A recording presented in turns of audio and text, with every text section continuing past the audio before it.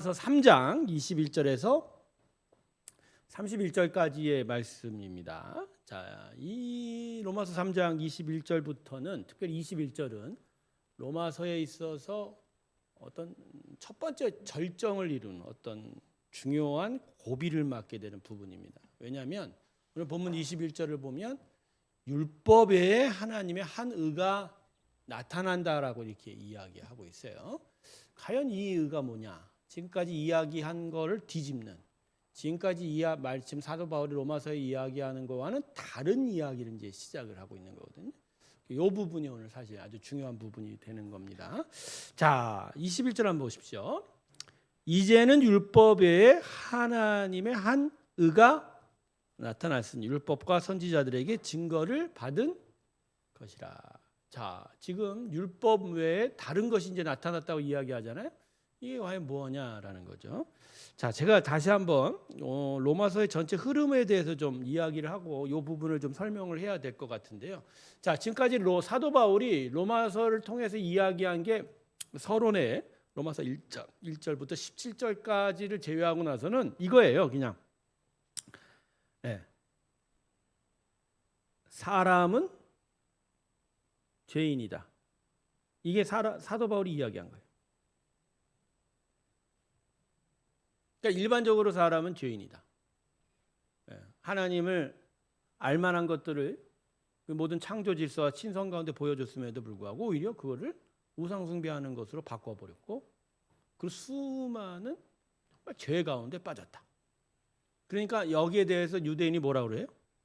그렇지, 이방인은 죄인이지. 우리는 유대인활, 우리는 아니다. 그러니까 사도 바울이 2장을 넘어서면서 또 로마서 이제 뭐라고 하죠? 너도 마찬가지다. 네. 너도 마찬가지다. 율법을 못 지키는 것은 너도 똑같다. 이렇게 얘기한 거예요. 뭐 여기에 이제 수많은 이제 변명과 또 그죠 그들의 궤변 같은 거 지나고 거기에 이제 사도 바울이 답하는 내용으로 이루어지죠. 하여간 지금 사도 바울이 지금 진술하는 건 결국 뭐예요? 유대인을 포함해서 누구도 죄인이다. 다 율법을 지키지 못했다, 이 얘기예요. 자, 그러니까 이러한 사도 바울의 이야기는 결국 뭐를 이야기하는 거죠? 자, 이렇게 되면 그 죄에 대해서는 하나님 뭐 할 수밖에 없다? 심판할 수밖에 없다. 이게 하나님의 의라는 거예요.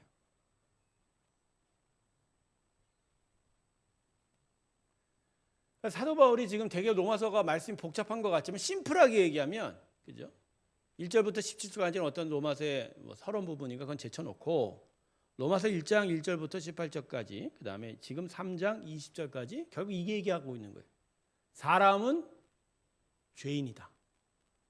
여기에 대해서 하나님은 심판하실 것이다. 이거예요. 이거예요. 이거예요. 이게 우리가 흔히 성경을 통해서 이제까지 우리가 기억하는 복음의 첫 번째 포뮬러, 첫 번째 단계하고 똑같죠. 그죠? 우리가 흔히 사형리라고 이야기하는 부분이죠. 사람은 죄인이다. 물론 이제 그 전에 전제가 사람은 하나님께서 복되게 창조하셨지만 타락하여 죄 가운데 있다. 그리고 결국 그 죄는 뭐를 이룬다? 심판을 이룬다. 이걸 가리켜서 하나님의 의라고 하는, 하나님. 그러니까 여러분 지금 성경이 이야기하는 결국은 지금 이 우주 만물을 다스리시는 하나님의 의는요,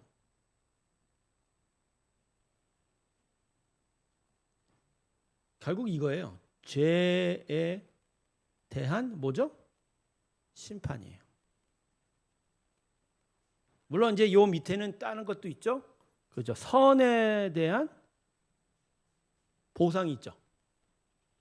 선에 대한 보상. 근데 인간이 선에 대해서 보상을 하나님께 하시려고 해도, 그죠? 의인은 하나도 없나니? 그죠? 선을 전혀 행하지 못하니까 보상할 수가 없는 거예요. 이게 하나님의 의예요. 자, 여러분, 지금 이러한 하나님의 의를 사도 바울이 이야기하고 있는데 갑자기 지금 뭐라고 얘기해요? 율법 외에 하나님의 한 의가 나타났어요. 또 다른 의라는 거예요. 또 다른 의가 나타나는 식으로 들려요, 지금. 여러분, 또 다른 의는 아닙니다. 또 다른 의가. 자, 율법으로 보면 지키고, 그러니까 선을 행했느냐 아니면 악을 행했느냐. 이 율법, 지난 시간에 배우지 않았습니까? 율법은 결국 뭐라고요? 죄를 깨닫게 하는 것. 죄라는 것을 자기가 스스로 죄인이라는 것을 알게 하는 것이 이 율법의 용도라고 했죠. 결국 그래서 죄에 대해서 심판이 있을 거다라는. 그런데 율법 외에 하나님의 한 의가 나타났으니 마치 다른 의가 있는 것처럼 이야기하죠. 자, 여러분, 이게요 사실 다른 의가 아닙니다. 사도 바울이 지금 이 하나님의 다른 의, 이거 하나님의 의 예수를 분명하게 부각시키고자 수사법을 쓴 거지 다른 의는 아니에요. 왜 그러냐면요. 잘 보세요. 여러분, 이제 지금 얘기하는 게 결국은 뭘 얘기하는 거예요? 예수를 얘기하는 거잖아요. 예수. 근데 여러분, 예수가 십자가에 대속을 행하시잖아요. 여러분, 예수님이 십자가에 대속을 행하시는 건 결국 뭐 때문에 죽으신 거예요? 그러니까 죄에 대한 하나님의 심판이잖아요. 그게 다른 의가 돼요, 안 돼요? 안 돼요. 다른 의가 아니에요. 하나님의 의는 변한 적이 없어요. 하나님의 의는 이거예요. 죄에 대해서 뭐 하신다? 심판하신다. 변한 적이 없어요, 이건. 이 의가 변한 적이 없어요. 죄에 대해서 심판하신다. 다만 예수님은 자신의 죄가 아니라 누구 죄에 의해서 죽으신 거예요? 인간의. 그걸 대속이라고 하죠. 대속이죠. 대속을 위해 통해서 심판을 당하신 거죠.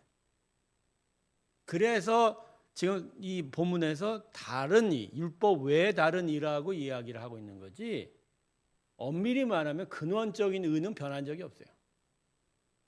다시 말씀드립니다. 죄에 대해서 하나님 뭐 하신다? 심판하신다. 근데 그러면 예수가 사람의 죄를 위해서 대신하여 죽은 건 그건 뭐냐? 근원적으로 죄에 대한 심판이지만 자기가 죄를 안 저질렀잖아요. 여기서 또 다른 하나님의 마음이 드러납니다. 그게 바로 사랑이라는 거죠. 문제는 사랑이다. 우리말로 사랑이지만 이거는 헤세드라고 얘기해야 돼요. 제가 저번에 설명을 드렸죠. 주일 설교 때. 사랑이란 단어 하나만으로는 설명하기 어려운 단어. 헤세드. 무조건적인 긍휼로 표현하는 게 가장 적절하다. 아니 그렇잖아요. 모든 죄에 대해서 하나님 심판하게 돼 있는데 왜 인간의 죄에 대해서는 하나님이 심판하지 아니하시고 오히려 예수를 죽였냐 이거야. 물론 근원적으로는 죄에 대해서 심판하시고자 하는 그 하나님의 의는 변한 게 없지만 아니 왜 예수가 대신 죽어야 되냐? 이거는 풀려야죠. 이 부분은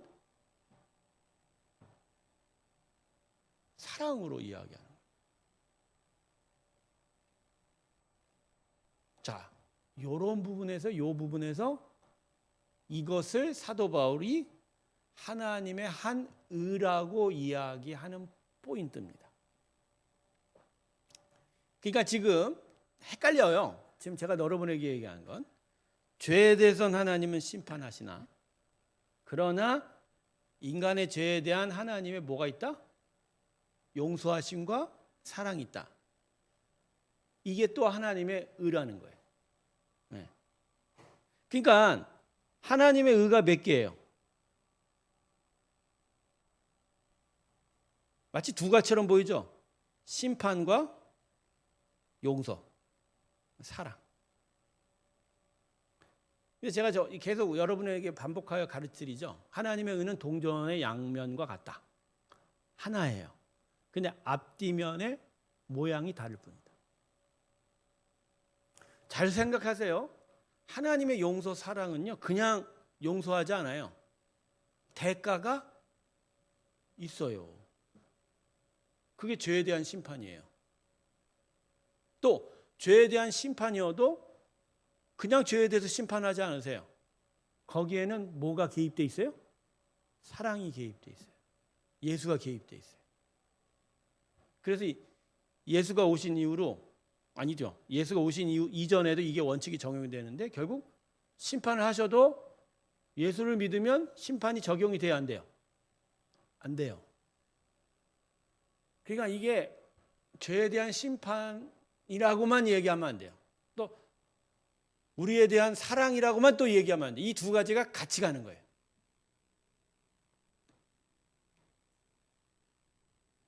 자, 그래서 사도 바울이 뭐라고 좀 이제 본문에서 쓰냐면, 자, 본문 보세요. 율법과 선지자들에게 뭘 받은 것이다? 증거를. 이거는 이제 구약 성경에 이 하나님의 의에 대해서 이야기하셨다라는 얘기거든요. 이야기하셨다. 자, 구약의 예수의 십자가에 대한 하나님의 예언적인 이야기가 담겨 있습니까? 없습니까? 엄청 많아요. 곳곳마다 예수의 이야기를. 그게 바로 이스라엘 백성에 대한 하나님의 사랑이에요. 하나님의 섭리예요. 계속하여 하나님께서 예수가 오실 거다. 그죠? 자, 그래서 이 22절은요. 위에 있는 율법과 선지자들에게 증거를 받은 것을 다시 반복하는 거고요. 중요한 거는 가장 중요한 하나님의 의를 다시 이야기하죠. 곧 예수 그리스도를 믿음으로 말미암아 모든 믿는 자에게 비치는 하나님의 의라고. 이건 차별이 없느니라. 이건 이방인과 유대인 아무 상관없다. 모든 사람에게 적용이.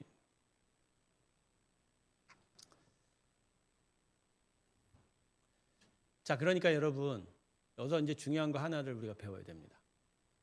자, 제가 지금 계속 강조하는 게 뭐죠? 하나님의 의가 동전의 양면이다. 한쪽 면은 죄에 대한 심판이고 한쪽 면은, 그죠?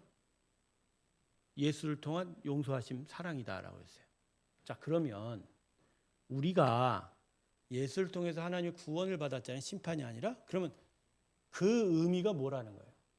그 의미가 죄에 대해서 신경 쓰지 말라는 의미예요? 예수를 통한 우리의 용서는 그 자체로 죄에 대한 심판이 포함되어 있는 거예요. 그러니까 우리 삶 속에 예수 그리스도로 구원받았다는 것이 이제는 나는 죄하고 상관없어. 너 계속 죄를 저질러도 난 문제 없어. 이 이야기가 성립이 돼야 안 돼요. 안 된다니까. 기본적으로 예수를 통한 대속은 더 이상 죄를 짓지 말게, 그러니까 죄에 대한 심판이 이미 이루어진 거라니까요. 그러니까 우리는 그 죄에 대해서 계속하게 가까이 하면 돼요, 안 돼요? 안 돼요. 죄에 대해서 가까이 하고 죄를 계속 저지를수록 예수를 통한 하나님의 심판이 다시 반복이 되는 거예요.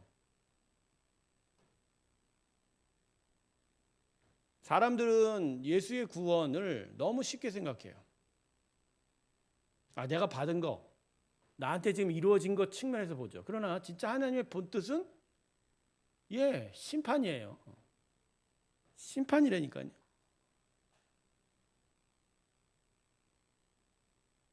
심판을 해야 돼요. 근데 우리를 죽일 수 없으니까 대신 죽인 거예요, 아들 예수를. 그걸 생각하면 죄 가운데로 우리가 계속 나아갈 수 있습니까? 없습니까? 없죠. 십자가를 모르는 거예요. 죄를 계속 같이 하고 있으면.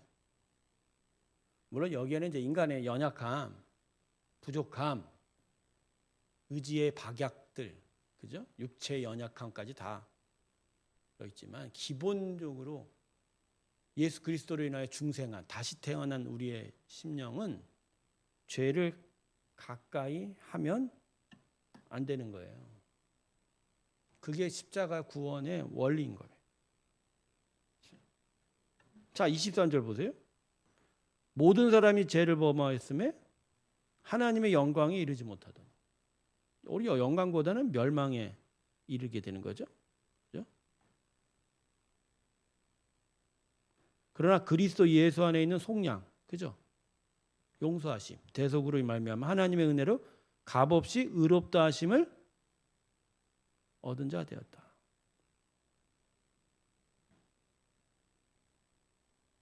여러분, 우리는 심판을 면제받은 사람이 아니라 나 대신 예수가 심판을 당한 거예요. 그러니까 영적인 의미는 죄로 인하여 심판받은 거예요. 우리. 아주 이거 기가 막힌 얘기입니다. 나는 심판 안 받았네. 아니요, 심판 받은 거예요. 나 대신 근데 대신 형벌을 누가 받았어요? 예수가 받은 거예요. 그러니까 죄에 가까이 가면 돼요, 안 돼요? 안 되죠. 안 되는 거예요. 절대 안 돼요.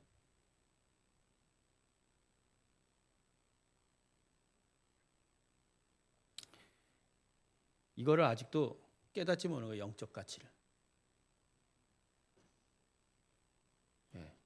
예수님이 나 대신 심판받았다니까요. 근데 그 심판이 나한테도 이미 이루어진 거예요. 영적인 의미는. 심판 면제받은 게 아니라니까요. 그러니까 하나님은 나에 대해서 넌 사망이야 선언을 했는데 그래서 넌 사형이야. 그죠? 판사가 법정에서 하는 게 두 가지예요. 먼저 죄가 있다 없다 유무를 선고하죠. 그 다음에 양형을 해요. 무슨 얘기야? 그 죄의 대가에 대해서 얼마만한 처벌을 받아야 되는지에 대한 이야기를 해요. 그 두 가지로 나눠져요. 죄 있다. 그리고 이 죄에 대해서 너는 몇 년 교도소에서 살아라. 아니면 무기징역 아니면 죽어라. 자, 그럼 십자가 구원은 뭐예요 결국? 예? 율법이 여전히 살아있는 거예요. 우리 죄를 깨닫게 되잖아요. 그러니까 의인이 아니에요. 우리는 죄인이야. 너 죄 있다 이렇게 선언한 거예요. 대신 네 형량은 누가 대신 져요? 예수 받은 거지. 그러면 나 대신 형벌은 예수님이 받은 걸 보면 이 사람이 계속 죄를 저지를 수 있어요 없어요? 없죠. 이게 당연한 거죠.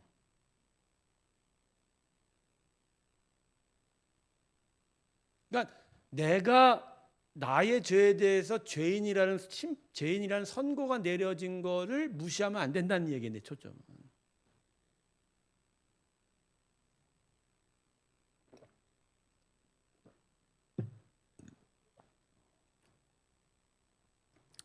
자, 그다음에 25절 봅시다.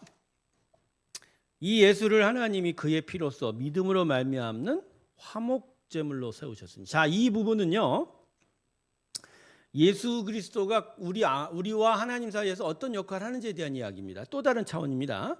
이는 하나님께서 길이 참으시는 중에 전에 지은 죄가를 관가하심, 이게 용서라는 거거든요. 하심으로 자기의 의로우심을 나타내려 함이니, 이게 바로 아까 하나님의 의예요. 사랑, 용서. 곧 이때 자기의 의로우심을 나타나사, 이게 뭐죠? 이때가 십자가의 삶. 십자가. 자기도 의로우시며 또한 예수 믿는 자도 의롭다 하려 하심이라. 목사님 아까도 계속 죄인이라며요. 아니 그게 아니라 형벌을 예수님이 당한 이후에는 그 죄가 소멸되는 거죠. 여러분, 죄인들이 교도소 가서 너 2년 복역해라 그러면 2년 살고 나왔어요. 그럼 여전히 사람들은 저 사람이 예전에 죄 질렀다 막 손가락질하지만 법적으로는 죄인이에요 아니에요? 아니죠. 그거 똑같다는 얘기예요. 그러니까 그러나 제가 아까 얘기했던 내가 예수님으로부터 속량을 받은 건 내가 아예 처음부터 죄인이 아니었다 이 얘기가 아니란 거예요. 죄에 대한 심판이 나한테도 적용이 된다라는 얘기예요. 다만 형량을 누가 받았다? 예수님이 받았어요. 그러니까 여기서 예수와의 연합이 일어나는 거예요. 왜 예수님이 나 대신 받았을까? 하나님이 십자가에서 예수를 우리 대신 제물로 주셨거든요. 근데 그 사이에서 당신이 택한 우리가 예수의 자리로 우리가 옮겨가요. 예수님이 하나님의 아들이잖아요. 하나님의 자녀잖아요. 그러니까 예수는 거기서 죄인으로 버려지고 대신 우리가 하나님의 양자로 입양이 되는 거예요. 그러니까 예수와 우리가 동급이 되는 거예요. 하나님 안에서. 동급이 되는 거예요. 그러니까 결국 예수와 우리가 하나님 은혜 안에서 사랑 안에서 연합이 되는 거죠. 이게 바로 갈라디아서 2장 20절이에요. 내가 하나님 그 예수와 함께 죽는 거예요. 영적인 의미에서 같이 죽는 거예요. 연합이 돼 있으니까. 이런 얘기를 들어본 적이 없으니까 도대체 이게 뭔 얘기냐라고 지금 말뚱말뚱 들어봤어요? 그러니까 예수와 함께 십자가에 죽는다는 의미가 이거예요. 이거라니까. 자, 제가 지금 계속 뭐에 대한 초점을 맞췄어요?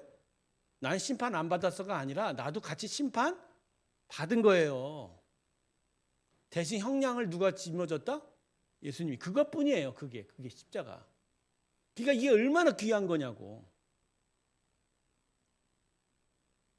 근데 이걸 깨닫지 못하면 어떻게 돼요? 그러니까 마냥 하나님이 나 용서해 주셨다고? 이제 마음대로 살 수 있냐? 전혀 아니죠. 내 존재가 어떤 존재라는 것을 분명히 깨닫는 거예요. 자, 그래서 여러분, 사람은 하나님이 계속 복음을 통해 이야기합니다. 너는 원래 죄인이었어. 근데 내가 내 아들을 통해서 너를 용서했어. 그렇죠? 그래서 너가 이제 다시 나의 자녀가 되는 회복이 일어난 거야. 그러니까 너가 이제는 나의 자녀된 자의 삶을 이제는 살아라. 내가 너한테 영생을 약속하니 그 삶을 바라보면서 살아라. 이게 복음인 거예요. 이게 복음. 자, 다음 페이지 넘어갔습니다. 말씀 구절 봅시다. 27절. 그런즉 자랑할 때가 어디냐? 있을 수가 없느니라. 자, 이건 누구한테 대한 얘기예요? 유대인한테 대한 이야기예요. 유대인. 마치 자기가 나는 하나님이 택함 받았어. 하나님이 나를 사랑하셔. 내가 그렇게 의로워. 이런 얘기 하면 된다, 안 된다? 안 된다는 거예요. 너희들 모두가 다 뭐라고요? 죄인이야. 죄에 대해서 심판받은 거야. 대신 예수가 대신 죽었을 뿐이야. 그러니까 너의 의를 자랑할 수 있냐 없냐? 없다라는 거예요. 그래서 여러분, 겸손이 여기서 나오는 겁니다. 사람은 하나님 앞에서 자기를 드러낼 것이 하나라도 있다 없다? 없다. 없다. 무슨 법으로냐? 율법 잘 지켰다 그러냐? 아니, 행위로냐? 뭐 할례 했다고? 아니다. 오직 너희는 뭘로만 구원받았냐? 믿음의 법이다. 믿음의 법이 뭐예요? 지금 얘기한 하나님의 의, 예수. 이 예수 믿는 것. 그러므로 사람이 의롭다 하심을 얻는 것, 구원은 율법의 행위에 있지 아니야. 뭐 율법을 다 지킬 수 없을 뿐만 아니라, 그죠? 율법 지켰다고 자랑할 것도 없다. 그거 암만 해도 하나님께 의가 안 돼. 오직 뭐죠? 예수를 나의 대속으로 하나님께서 주신 것을 믿는 믿음으로 되는 줄 우리가 인정하노라. 그러니까 여러분, 믿음 안에는 두 가지가 있는 거예요. 어떤 믿음이냐? 믿음의 내용이 중요한데, 결국 이거죠. 우리가 흔히 아는 믿음은 하나님이심을 믿는다라고 하는데, 이거는 신 존재에 대한 이야기죠. 근데 우리는 이 믿음이 아니에요. 예수님, 하나님께서 주시는 믿음은 하나님이심을 믿는다는 건 기본 전제를 깔고 뭐가 되는 거예요? 예수가 우리의 대속 제물입니다. 이셨습니다. 그래서 우리가 하나님의 은혜의 구원을 얻게 되었습니다. 그리고 예수의 부활로 우리가 영생을 약속받았습니다. 이 세 가지예요. 근데 우리 성도들은 믿습니다를 뭐에다 했어요? 하나님이 전능하시니까 나한테 이것저것 주실 거라고 믿습니다. 이 얘기를 하거든. 그건 우상숭배적인 얘기예요. 하나님은요, 우리를 자녀 삼아도요, 주시려면 주시고 안 주시려면 안 주세요. 그건 당신 뜻이에요. 어떻게 말하면 진짜 하나님의 존재를 믿는다면 그렇게 믿어야 돼요. 욥처럼 주시는 이도 하나님이시요 거두가시는 하나님. 그러나 진짜 하나님이 우리 안에 준 믿음은 이 세 가지예요. 믿음. 예수가 우리의 대속제물로 죽으셨습니다.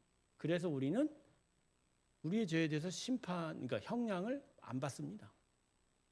멸망하지 않습니다. 그리고 우리가 그러한 은혜로 구원을 얻게 되었습니다. 나의 신앙 행위가 아니라 그 은혜로.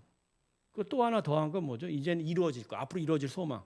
예수님의 부활로 우리는 영생을 약속받았습니다. 이걸 믿는 거예요. 자, 이걸 믿으면 이 안에서 하나님의 성품들이 믿어지는 거예요.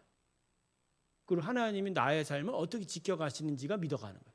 그러니까 어떻게 보면 하나님이 내 건강을 지키시고 나의 삶을 인도해 주실 것을 믿습니다라는 그 믿음은 2차적인 파생상품이에요. 자, 여러분 우리의 믿음을 기록한 사도신경 보세요. 사도신경에 어떻게 하나님 날 부자로 만들어주고 나 공부 잘하게 한다는 게 있어요, 없어요? 있어, 없어? 없지. 근데 왜 기도만 하면 그 얘기만 하지? 사도신경을 보면 예수에 대한 이야기예요. 그잖아요. 예수에 대한 이야기의 고백. 그리고 나서 성령을 믿사오며 거룩한 공예와 성도의 교통과, 그죠?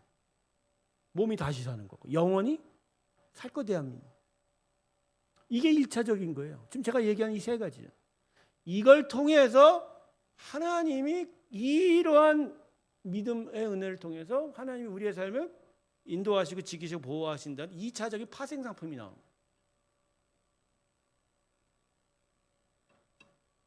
그러나 때로는 2차적인 파생상품은 하나님 뜻에 의해서 허락 안 하실 때도 있다니까.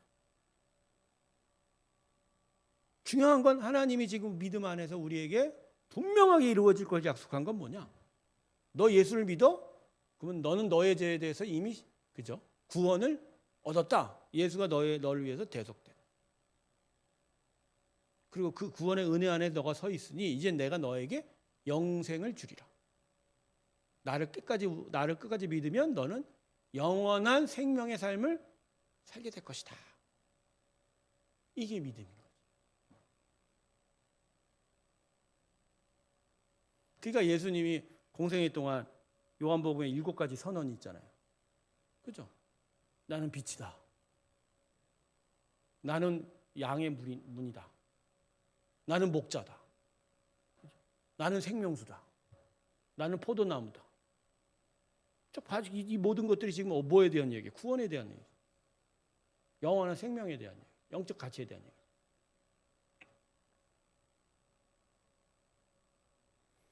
물론 하나님이 우리의 목자라고 이미 선포가 되었고 그 목자 되심의 은혜 안에 당신의 자녀 삼은 자들을 향한 천부 하나님, 하늘 아버지로서의 당신의 일들은 있죠. 그러나 그게 먼저가 아니라는 거예요. 하나님 우리에게 은혜를 주신 믿음은 에베소서 말씀처럼 바로 이걸 믿게 하는 믿음인 거예요.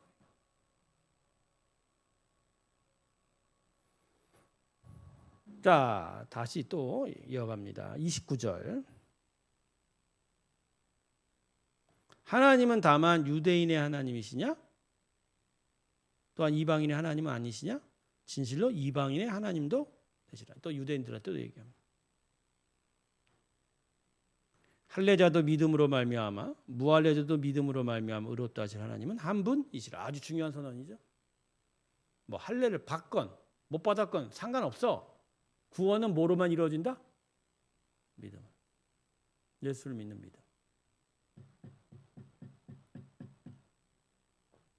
그래서 마지막 그런즉 우리가 믿음으로 말미암아 율법을 파기하느냐?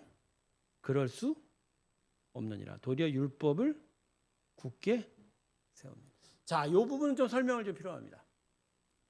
여러분, 예수님께서 율법을 폐하러 온 게 아니라 온전케 하려고 오셨다고 분명히 말씀하셨어요. 자, 그런데 여러분 생각해 보십시오. 율법을 예수 그리스도의 은혜 안에서 지키지 않아도 되는 게 너무 많아 이제. 지키지 않아도 되는 게 너무 많아. 자, 여러분 이스라엘 백성에게 주어진 율법은 태어난 지 8일 만에 뭐 받으라고 했죠? 할례. 지금 우리 할례 지킵니까? 안 합니까? 자, 안식일을 지킵니까? 안 지킵니까? 우리는 안식일 지키는 사람들 아니에요. 우리 안식일 지키는 사람들은 아니에요. 우리는 주의 처음을 주님의 부활, 새로운 생명의 역사가 있다가 주의 첫날을 하나님께 예배하는, 스스로 예배하는 마음으로 지키는 거지 안식일을 지키는 거 아니에요. 그러니까 즉 문자적으로 꼭 이날 이렇게 지켜라 그게 아니에요. 안식일의 전통은 있어도 안식일을 지키지 않는다는 거죠. 그것뿐만이 아니죠. 수많은 율법들이 있어요. 뭐 돼지고기 안 먹죠? 여러분 돼지고기 안 먹습니까? 잘 먹습니다. 우린 돼지고기 잘 먹습니다. 동물의 내장 먹어요, 안 먹어요? 오늘도 순댓국 먹을 건데? 그럼 목사님, 이건 뭐예요? 이건 이미 폐하해진 게 아닌가요? 네, 여기서 이 말의 의미는요. 율법을 온전케 한다는 거에 초점을 맞추세요. 자, 여러분 율법을 온전케 한다는 율법 다 지키게 한다 그 얘기가 아니에요. 율법의 기본 중심적인 뜻을 예수님이 완전히 세우셨다는 거예요. 여러분 율법의 기본 중심의 생각이 결국 뭐예요? 율법의 가장 기본 중심 생각이 뭐예요? 하나님 앞에 완전해지는 거잖아요. 근데 사람의 힘으로는 완전해질 수 없잖아. 근데 예수님을 믿으면 그 즉시 의롭다 하나님이 칭하시니까 거기서 율법의 온전함을 이루어 간다라는 얘기예요.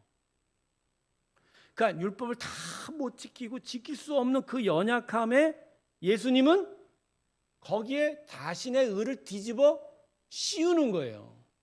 그래서 우리가 율법 앞에서 죄인이라고 이제는 판단받지 않는다는 거예요. 의식법 하나하나를 다 지키게 만든다는 그런 의미가 아니라 그 율법의 기본 정신을 예수님이 당신의 대속으로 이루셨다는 거예요. 완전함을. 그게 더더욱 율법을 파기할 수 없죠. 율법을 파기할 수 없죠. 율법의 완전함을 예수님이 이루었으니까. 우린 율법 앞에서 율법 필요 없어가 아니죠. 아, 율법이 바로 이런 의미야 라고 하면서 율법을 기억해야죠. 이 율법 때문에 예수님이 우리 대신 십자가에 죽었어라고 하는 거예요. 그래서 여러분 구약의 모세오경의 율법이 여전히 우리가 읽고 있는 거예요. 그 기본 정신, 그 맥락을 계속 되새겨야 되기 때문에. 율법은 계속 이야기하죠. 뭐라고요? 용도가? 죄를 깨닫게 하는 거예요. 그러니까 우리도 모세오경 율법을 읽으면서 뭘 깨닫는 거예요? 죄를 깨닫는 거예요. 계속. 그런데 이제는 예수가 나타났으니 그런데 우리가 그런 죄인이었는데 하나님이 예수를 통해서 대신 심판하셨구나. 이게 얼마나 은혜냐. 그러니까 율법이 폐기되는 게 아니죠. 율법이 진짜 예수 안에서 온전해지는 거예요. 율법의 완전한 그 거룩함. 이게 그런 의미예요. 그러니까 더더욱 예수 믿는 사람은 거룩해져야 합니다. 거룩한 삶을 살아요. 물론 이 거룩한 삶을 살면서 부족하고 연약한 모습이 보이지만 그것 때문에 정죄받지는 않죠. 예수를 믿는 한. 정죄, 죄 있다. 너 그래서 심판받아야 돼. 이 얘기는 없죠. 그러나 이런 거예요. 나는 율법을 통해서 죄는 깨닫지만 나는 스스로 의로워질 수 없다라는 것을 내가 계속 인식하니까 더더욱 나는 뭘 붙잡아요? 예수를 붙잡게 되는 거예요. 그 율법은 여전히 남아있는 거예요. 율법은 여전히 남아있는 거예요. 이 앞에 있는 여러분의 눈들을 보니까 도무지 다 이해했다고 전혀 생각이 안 되는, 이걸 언제 다 이해할까? 그러니까 여러분 예수와의 연합이라는 게 보통 중요한 의미가 아닙니다. 그러니까 예수와 하나가 되고 예수가 내 안에 살고 예수를 인하여 살아야 예수가 이룬 하나님의 의, 예수를 통해서 속죄받은 하나님의 대속의 은혜, 또 예수님으로 인하여 나에게 줄 영생의 그 약속들이 내 안에 이루어지는 거예요. 하나가 안 되면, 그분과 연합하지 않으면, 실제 그러니까 예수를 안 믿으면 그게 이루어질 수가 없는 거예요. 없는 거예요. 여러분, 이게 신학적인 용어가 아니에요. 결국 예수가 내 안에 살아야 예수의 은혜가 그대로 이루어집니다. 할렐루야. 근데 이제 신앙생활 하다 보면 예수가 내 안에 살지 않을 때가 있어요. 무슨 얘기냐? 처음엔 예수를 영접을 하죠. 자기의 주인이라고. 근데 신앙생활 오다 하다 보면 뭐에 자꾸만 자기가 드러나요? 나 기도 열심히 했어. 나 말씀 열심히 봤어. 나 신앙생활 봉사 많이 해. 그래서 나 의로워. 은연중에 그 얘기 나와요. 그건 결국 자기가 주인이 되는 거예요. 또 나는 내가 이렇게 열심히 하니까 하나님 나를 보살펴 줄 거야. 아니라는 거예요. 아니라는 거예요. 여전히 예수가 나를 구원해 주신 은혜로 사는 거예요. 근데 어느 순간 자기 신앙 행위, 자기가 이런 업적을 의지하다 보면 결국 예수가 나와 연합이 됩니까? 안 됩니까? 안 되죠. 그게 오래된 신앙인들한테 나타나는 공로 사상이에요. 그러니까 예수님이 아주 중요한 얘기했죠. 우리는 무익한 종이라. 암만 열심히 해도 나중에 무슨 종이라고요? 겸손해야 된다. 그러니까 예수와 함께 내가 여전히 예수의 은혜, 예수의 사랑, 예수의 용서, 예수의 대속을 계속 귀하게 여기면서 난 예수님 없으면 못 살아요. 예수님 내 안에 계속해서 해주세요. 예수님과 함께 끝까지 살게 하시고. 이게 믿음인 거예요.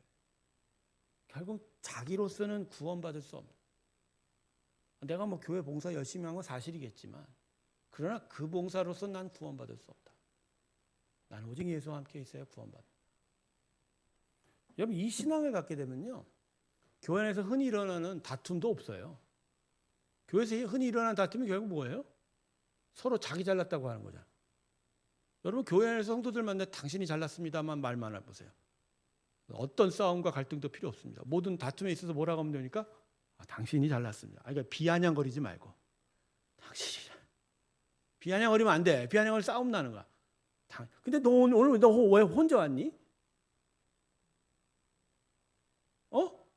이제 번갈아 가는 거야? 그러니까 이게 높이는 거예요, 사람을. 그러면 싸울 일이 있어요, 없어요? 없어요.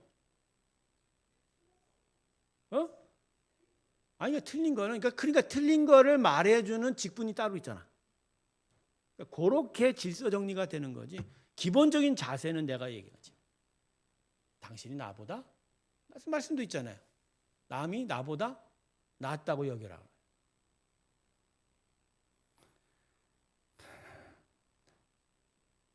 우리가 눈에 보는 부분에 있어서 나보다 못난 사람들 많죠. 나보다 못하는 사람 많죠. 근데 우리는 그걸로 사는 게 아니라 뭐로 살아요? 믿음으로 사는 거죠. 내가 하나님의 은혜 안에서 죄인이다. 아니, 내가 죄인인데 누구 보고 또 너는 나보다 더 못났다고 얘기할 수 있어. 그러는 거예요. 그러니까 이게 적용이 되면 오른쪽 뺨을 때리면 왼쪽 뺨을 내놓을 수 있습니까? 안 냈습니까? 쓸데없는 소리들 하고 있냐. 오른쪽 뺨을 맞으면 왼쪽 뺨을 내어놓는 거죠. 이런 수준이 되면. 그러니까 이 땅에서 살아갈 때 하나님이 계속 우리에게 요구하시는 건 그거예요. 계속 예수와 연합하는 일들에 대해서 얘기하시는 거예요. 어차피 천국 가면 하는 일이 하나님을 찬양하는 일이거든. 여러분, 여기서 펑펑 잘 자기 멋대로도 잘 살다가 천국 가면 하나님을 바로 예배할 수 있을 것 같아요? 아니, 진짜 그럴 수 있을까? 응? 그때 되면 또 우리가 또 자세 태도를 변해서 하나님을 예배할 수 있지 않나요? 아니죠, 여러분. 여기서 찬양이 안 되는 인간이 저 위에 가면 다른 사람이 됩니까? 사람들이 뭐 헷갈리는, 착각하는 게 뭐냐면 바로 육체의 죽음이 있는 즉시 내가 갑자기 막 변한다고 생각하거든요. 아니, 여기서의 내 영혼이 그대로 똑같이 그 영혼이 되는데 뭘 바뀌어요? 뭘 바뀌냐고. 물론 가면 희미하게 보였던 걸 분명히 아니까, 분명히 보니까 뭔가 깨달음이 있겠죠. 중요한 건 여기서 우리의 영혼이 그래도 하나님과 계속하여 하나님을 예배하고 하나님과 함께하고 예수님과 동행하면서 하나님을 계속하여 찬양하는 일들이 나타나야 그거의 결말과 열매가 천상의 천국의 우리의 믿음의 삶이지. 여기서 아무것도 안 했는데 그냥 형식적으로만 예배실에 왔다 갔다 했지 하나님을 알지도 못하고 예수님을 알지도 못하는데 거기 가서 진짜 갑자기 하나님이 우리한테 너는 이제 완전히 나의 사람이다라고 내가 완전히 그렇게 변할 수 있겠냐고요. 안 그렇다고 생각합니다. 안 그렇습니다, 여러분. 많은 사람들이 그래요. 아, 목사님 뭐 죽기 전에 영접하고 하나님 나라가 한 사람도 있잖아요. 그 대표적인 사람이 예수님 옆에 죽었던 강도잖아요. 한 사람은 너 지금 나와 낙원에 있으리라 얘기하셨어요. 근데 여러분 그 사람이요. 다른 쪽에 있는 강도가 막 예수님한테 네가 하나님의 아들이면 나를 구원을 시켜봐라, 뭐 내려가라, 막 비아냥으로 조롱했지만 그 사람은 뭐라고 얘기했어요? 같은 강도였지만 뭐라고 얘기했어요? 당신이요, 내가 죽을 때 나를 기억하여 주시옵소서. 세상 이러한 검소한 말이 어디 있어요? 뭔가 그때 예수님과 함께 하나님을 깨닫는 듯한 은혜잖아요. 그것도 하나님 주신 은혜겠지만 바로 이런 수준이 그의 심령 가운데 있으니까 구원받은 거예요. 나는 이렇게 생각합니다, 여러분. 병중에 있는 사람한테 예수 믿게 해달라고 해갖고 가서 예수님 이런 분입니다. 당신 예수를 믿습니까? 믿는 사람이 있겠죠. 예, 믿습니다. 그러나 죽었다고 쳐. 근데 여기서 누구도 모르는 거야. 누구도 모르는 거야. 그냥 그 자리가 자기를 그냥 그렇게 이끌어가서 그냥 난 예수님 믿습니다라고 말하는 사람도 있겠고, 진짜 자신의 죄를 깨닫고 내 마지막 시간에 그래도 하나님의 구원을 받고자 하는 그 간절함으로 예수님 저를 구원해 주십시오라고 고백하는 사람도 있겠고, 그 마음의 중심에 그 마음의 속의 그 진심을 감찰하신 분은 성령 하나님밖에 없으시니 그걸 누가 알아? 다만 우리는 그럴 거라고 좋은 쪽으로 생각해서, 그죠? 그렇게 인정하고 그렇게 하지만 실제로 하나님은 우리의 속마음을 알아야 알아요. 그래서 제가 얘기했잖아요, 성도님들. 예수 믿는 거 진심이어야 된다. 진심.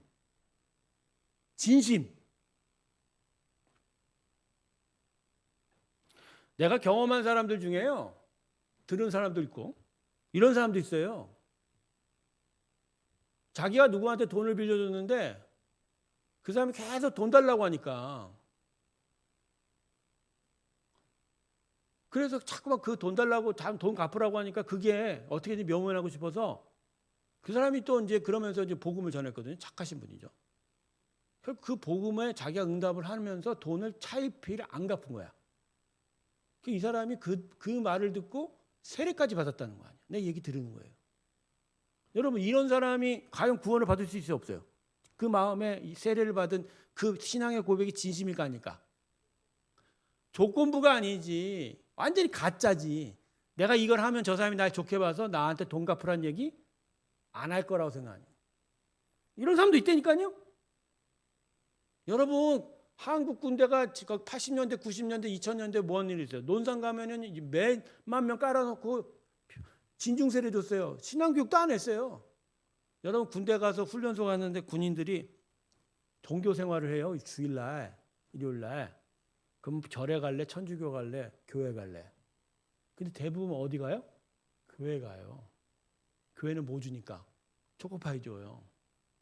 그리고 서울에서 유명한 큰 교회에서 자매들이 미니스커트 입고 와서 막 찬양해. 아니, 그렇게 했다니까. 잠깐만 끌어올려고 사람들이 그렇겠지. 근데 거기서 막 찬양 부르고 오주여 당신께 감사하리라. 이거 아니 지금 유튜브 봐요. 지금 논산 연무대교회에서 막 그 찬양 부르는 거 다 나와. 그만 미친 척하고 불러, 미친 척하고. 그래놓고 이렇게 며칠 거기 있는 시간이 뭐 4주 6주인데 한 대여섯 번 만나고서 연명장에 무릎 꿇어. 그러니까 목사님 몇십 명이 돌아다니면서 이렇게 세례를 줬는데 그게 과연 예수를 믿는 일일까? 물론 하나님께 오게 되는 어떤 트리거, 어떤 전환점은 될 수 있어요. 근데 그 자체로 그 사람, 나 이제 예수 믿었으니까 평생을 뭐라고 하는 줄 알아요? 나 세례 받았어요. 그럼 어떻게 할 거야? 그러면 넌 세례 받았는데 하나님은 어떻게 생각하냐? 그의 마음의 진심이라고 생각할까요?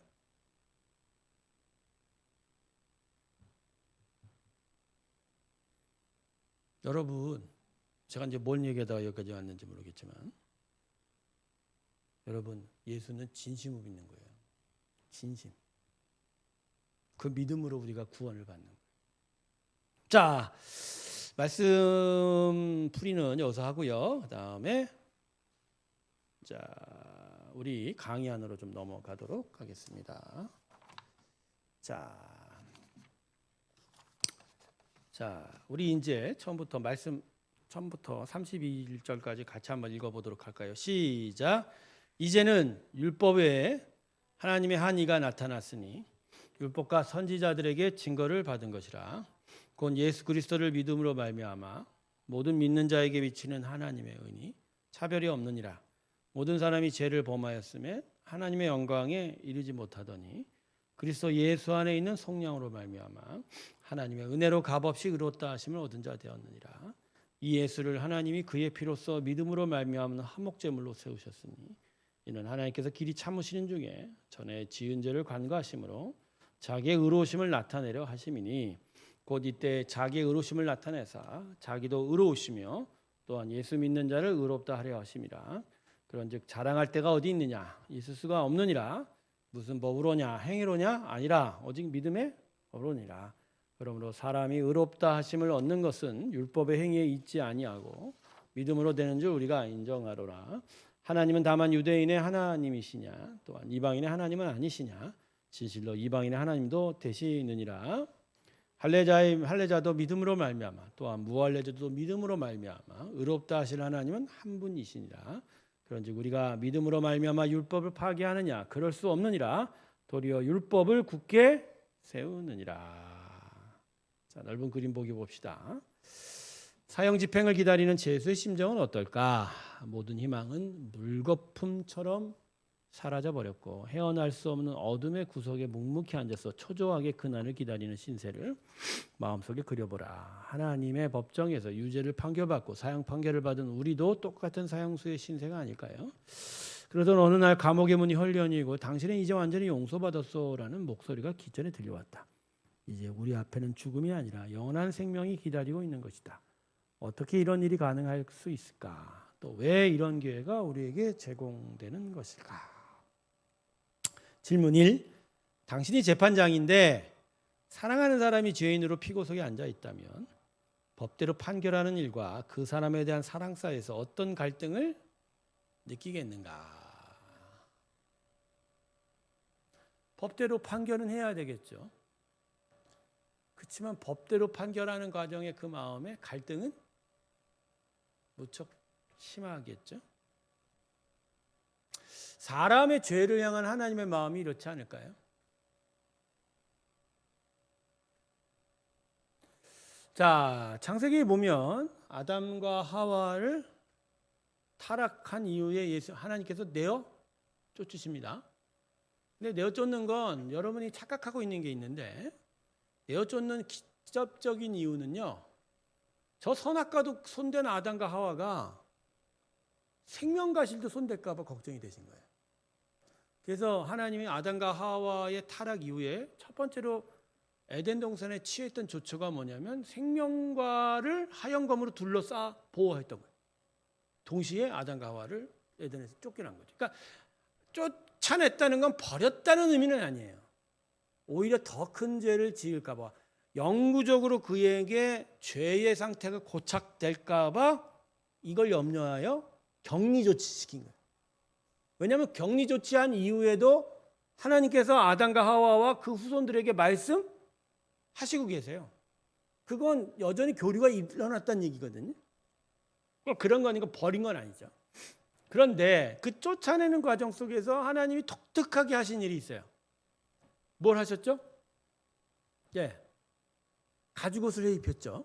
자, 여기는 아주 많은 의미가 담겨 있습니다만 여러분 흔히 우리는 아담의 아들 가인이 첫 번째 살인자라고 알고 있는데 우주 만물의 역사 속에서 처음으로 동물의 피를 보신 분은 사람이 아니라 누구죠?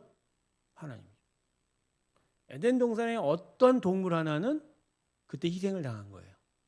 하나님이 직접 죽여서 가죽을 벗겨냈으니까. 그게 한 마리인지 두 마리인지 몇 마리인지 모르겠는데. 근데 하나님은 그 온 우주 만물의 피를, 그 이후에 율법을 보면 피에 대해서 정말로 싫어하시는데 그것을 그렇게 죽여서 옷을 해입혔다 해병도 정도로 아담과 하와를 에덴 동산 밖으로 그 가시덤불과 엉겅퀴가 있는 삶 속에 내던지는 게 못내 마음이 불편했던 거예요. 그게 긁히지 말라고 옷을 해입혔던 거예요. 그러니까 쫓겨나가는 아담과 하와가 그 가죽옷을 입으며 그 온기를 느끼면서 뭔 생각을 하겠어요? 하나님이 나를 버린 건 아니라는 거. 하나님이 나에게 그죠? 이 온전한 이 온기를 주신 것 같이 여전히 나를 사랑하고 계시다.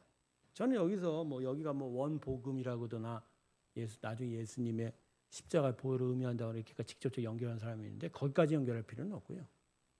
사람의 죄에 대한 하나님의 복잡한 마음을 이게 표현이 되는 것 같아요. 쫓아낼 수밖에 없지만, 그러니까 징계할 수밖에 없지만 버릴 수 없는 무언가는 해주고 싶은 그 하나님의 두 마음. 이 두 마음이 저는 십자가에 똑같이 담겨 있다고 생각합니다. 십자가에. 십자가에. 십자가에서 결국 예수님이 대신 죽었지만 결국 심판받은 건 사람이죠. 사람의 죄가 심판받은 거죠. 그렇지만 그 심판이 그대로 사람한테 가는 거를 하나님이 싫어하신 거죠. 복잡한 마음. 그러니까 사랑하셔서 대신 자기 아들을 대신 죽인 거잖아요. 이 복잡한 마음이라. 복잡한. 여러분, 하나님의 공의가 우선일까요? 하나님의 사랑이 먼저일까요? 질문 자체가 가장 어리석을 수 있는데 나중에 가서 하나님께 물어봤으면 좋겠습니다.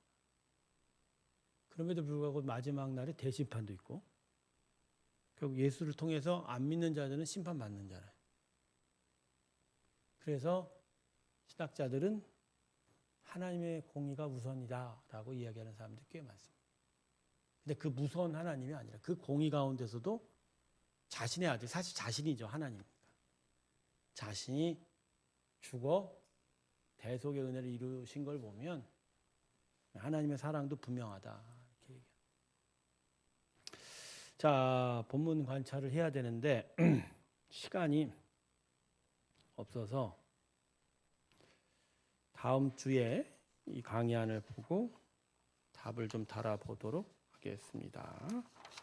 자, 여기까지 하고 오늘 마무리 짓도록 하겠습니다. 자, 기도하겠습니다. 감사합니다, 하나님. 십자가에 담긴 하나님의 의가, 그 예수가 우리를 향한 하나님의 극진하신 사랑인 것을 깨닫고 더더욱 하나님의 거룩한 백성으로 살아가는 저희가 되게 하여 주시옵소서. 우리의 죄에 대한 하나님의 그 복잡하신 마음, 그 하나님의 마음을 깨달으며 주께로 더 가까이 나아가는 우리 모두가 되게 하여 주시옵소서. 이제는 우리 주 예수 그리스도의 은혜와 하나님 아버지의 사랑과 성령의 충만케 하심이 하나님의 앞에 거룩한 백성으로 서기를 주께 고백하며 나서는 하나님의 귀한 성도들 심령들 위해 이제부터 영원토록 함께 하시기를 간절히 축원하옵나이다. 아멘.